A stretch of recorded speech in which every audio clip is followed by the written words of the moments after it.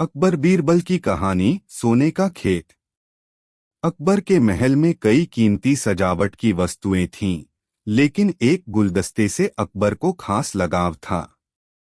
इस गुलदस्ते को अकबर हमेशा अपनी पलंग के पास रखवाते थे। एक दिन अचानक महाराज अकबर का कमरा साफ करते हुए उनके सेवक से वह गुलदस्ता टूट गया। सेवक ने घबराकर उस गुलदस्ते को जोड़ने की बहुत कोशिश की, लेकिन नाकाम रहा। हार कर उसने टूटा गुलदस्ता कूड़ेदान में फेंक दिया और दुआ करने लगा कि राजा को इस बारे में कुछ पता न चले। कुछ देर बाद महाराज अकबर जब महल लौटे तो उन्होंने देखा कि उनका प्रिय गुलदस्ता अपनी जगह पर नहीं है।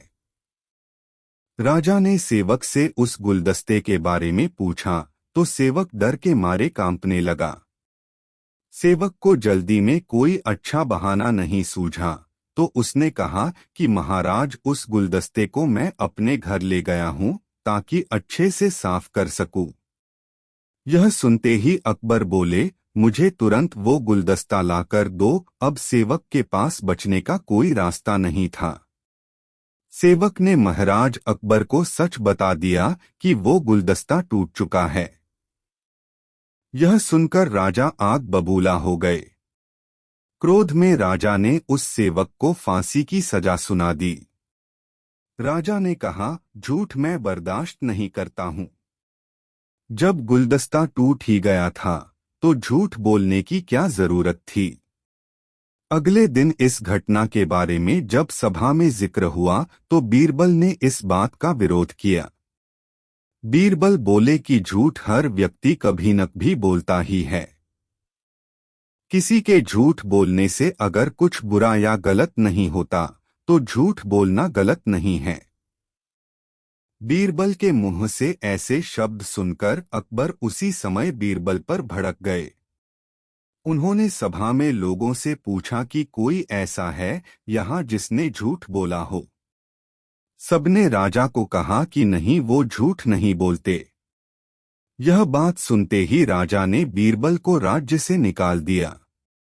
राज दरबार से निकलने के बाद बीरबल ने ठान ली कि वो इस बात को साबित करके रहेंगे कि हर व्यक्ति अपने जीवन में कभी न कभी झूठ बोलता है।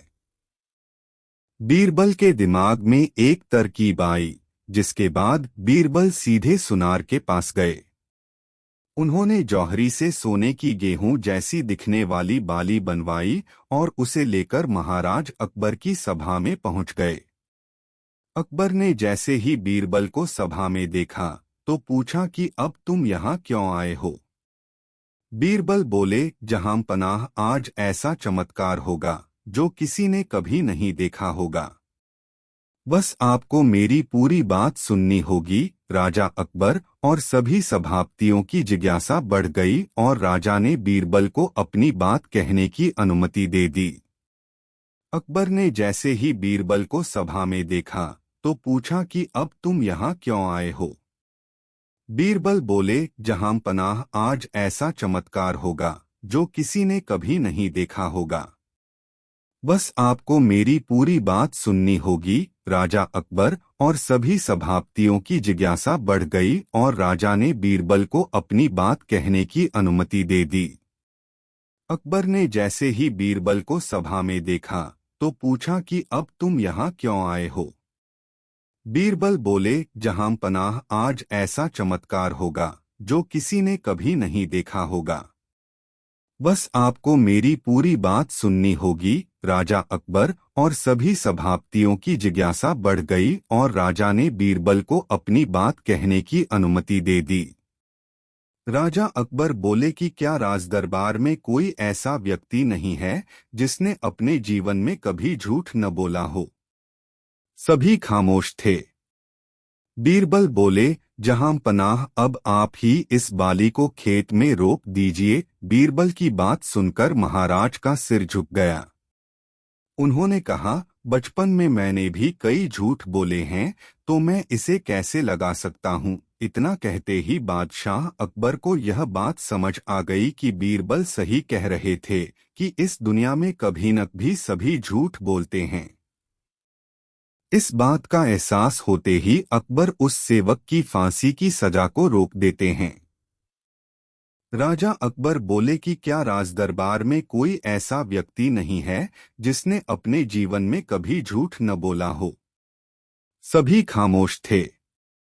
बीरबल बोले, जहां पनाह, अब आप ही इस बाली को खेत में रोप दीजिए। बीरबल की बात सुनकर महाराज का सिर झुक गया। उन्होंने कहा, बचपन में मैंने भी कई झूठ बोले हैं, तो मैं इसे कैसे लगा सकता हूँ। इतना कहते ही बादशाह अकबर को यह बात समझ आ गई कि बीरबल सही कह रहे थे कि इस दुनिया में कभी न कभी सभी झूठ बोलते हैं। इस बात का एहसास होते ही अकबर उस सेवक की फांसी की सजा को रोक देते हैं।